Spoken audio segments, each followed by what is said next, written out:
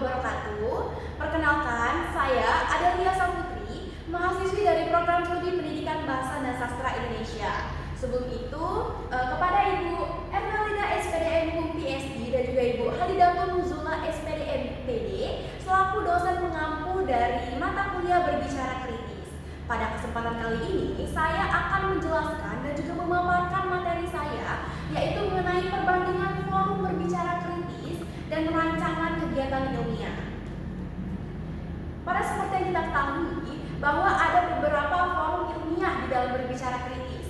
Nah, yang pertama di sini saya akan menjelaskan yaitu mengenai diskusi panel. Nah, secara umum, diskusi panel merupakan forum diskusi yang menghadirkan beberapa panelis untuk membahas suatu topik secara langsung kepada audiens. Nah, pada diskusi ini, peserta ini terdiri 3-5 panelis dan juga 1 moderator. Pada hal ini, moderator berperan untuk mengatur jalannya diskusi panel.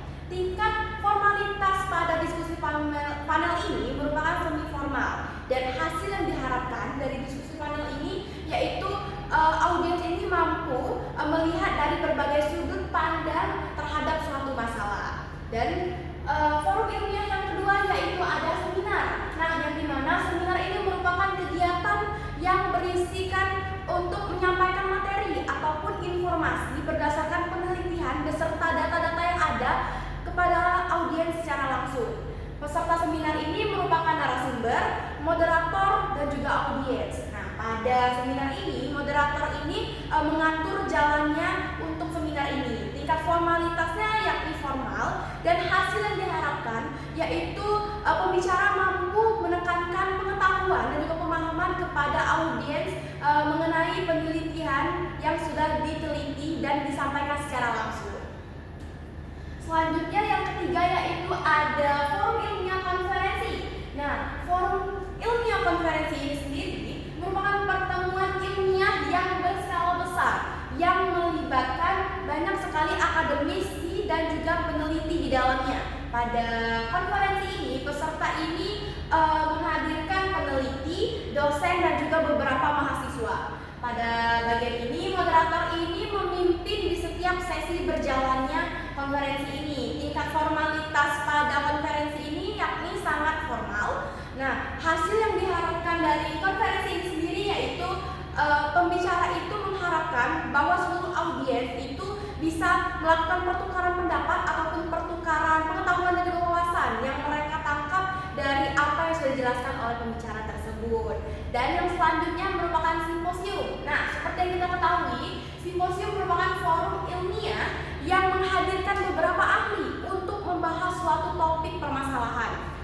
Pada bagian ini, peserta ini terdiri dari beberapa pembicara atau beberapa ahli dan juga beberapa audiens. Nah, tugas moderator pada kesempatan ini yaitu mengatur jalannya dari simposium ini. Dan tingkat formalitas yang diharapkan dari simposium ini merupakan formal, serta hasil yang diharapkan dari simposium ini dapat memberikan pemahaman itu secara jelas kepada audiens dari apa yang disampaikan oleh pembicara tersebut.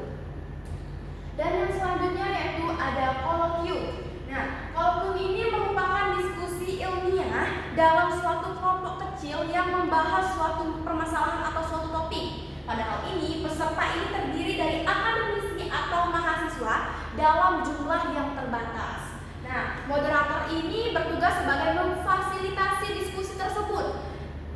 Dan selanjutnya tingkat formalitas pada bagian ini yaitu cukup formal, dan hasil yang diharapkan pembicara itu dapat menerima kritik, saran ataupun masukan dari para audiens yang telah mendengarkan apa saja yang telah disampaikan oleh pembicara ini.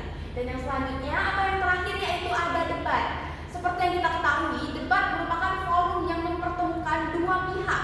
Nah, yang dimana dua pihak ini membawa masing-masing argumen beserta pendapat mereka yang berbeda-beda. Pada bagian ini, peserta ini terdiri atas 2 tim yang berlawanan yang dibatasi dengan moderator. Nah, pada bagian ini juga moderator ini bertugas sebagai mengatur waktu, mengatur berjalannya debat hingga untuk mengatur sesi debat ini sendiri. Dan tingkat formalitas yakni formal dan juga terstruktur. Dan yang terakhir, hasil yang diharapkan dari debat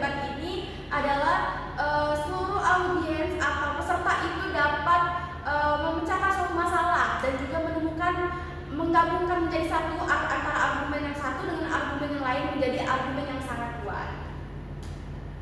Oke, nah di sini juga saya membuat rancangan kegiatan ilmiah. Nah, yang dimana dalam hal ini dengan saya memilih tema yang dirancang yaitu pemanfaatan teknologi artificial intelligence dalam pengembangan pendidikan tinggi. Nah, pastinya saya memilih tema tersebut memiliki alasan. Nah, format yang saya pilih dalam rancangan kegiatan ilmiah ini sendiri yaitu seminar. Mengapa saya memilih seminar? Karena menurut saya sendiri format seminar ini lebih efektif dan juga efisien untuk menyampaikan informasi dan juga dapat memberikan ruang yang lebih luas untuk para audiens itu bertukar serta mengutarakan pendapat mereka masing-masing. Dan selanjutnya di sini ada struktur acara yang diusulkan.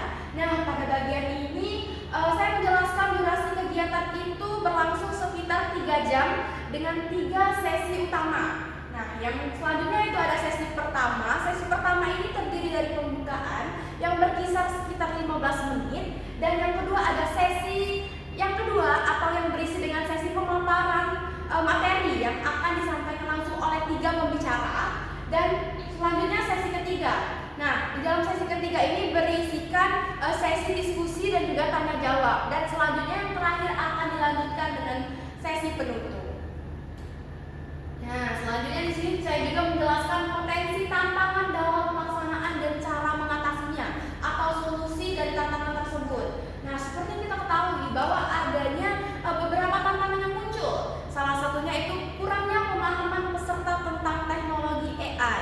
Seperti yang kita ketahui sekarang bahwa sudah beredar luas teknologi AI itu seringkali disalahgunakan atau seringkali disalahartikan oleh seluruh banyak orang, khususnya kita sebagai mahasiswa dan juga mahasiswi. Nah, untuk itu dengan adanya tantangan tersebut, di sini saya juga memberikan solusi dari tantangan tersebut, yaitu dengan memberikan penjelasan sekaligus pemahaman akan tentang penggunaan AI tersebut. Nah, yang dimana AI itu dalam penerapan pembelajaran. Nah, di dalam penerapan pembelajaran ini kita dapat menggunakan AI sebagai bahan sumber untuk mencari materi, mencari bahan pembelajaran itu dengan baik dan juga bijak. Nah, untuk setelah yang saya jelaskan tadi, sampailah kita di sesi rancangan kegiatan ilmiah saya yaitu cara mengukur keberhasilan. Nah, dari kegiatan rancangan ilmiah saya ini, saya mengukur keberhasilan itu dapat dilihat dari yang pertama ada jumlah peserta yang hadir, yang kedua ada keaktifan peserta dalam berdiskusi, dan yang terakhir ada pemahaman peserta akan materi yang disampaikan. Jadi pada bagian pertama jumlah peserta yang hadir itu kita dapat memastikan dulu jumlah peserta yang hadir banyak atau dikitnya. Dan yang kedua ada keaktifan peserta, yang pastinya peserta diwajibkan untuk aktif dan tidak terlalu pasif agar diskusi itu dapat berjalan dengan baik. Dan yang ketiga ada pemahaman peserta terhadap materi yang disampaikan. Pembicara pada hal ini dapat memastikan audiens itu benar-benar paham apa yang informasi ataupun materi yang kita sampaikan. Dan tibalah kita di pada bagian kesimpulan. Secara keseluruhan materi yang saya jelaskan tadi ada beberapa, seperti yang kita ketahui bahwa ada beberapa forum ilmiah, mulai dari diskusi panel, seminar, konferensi, simposium, kolokium, dan juga debat, yang pastinya dari masing-masing forum ilmiah itu memiliki karakteristik yang berbeda dan juga memiliki tujuan yang berbeda tentunya. Nah, selain itu kegiatan beberapa dari seminar ini juga dapat menjadi sarana penting untuk kita meningkatkan pembelajaran, pengetahuan, dan mendorong kita di dalam bidang akademik. Khususnya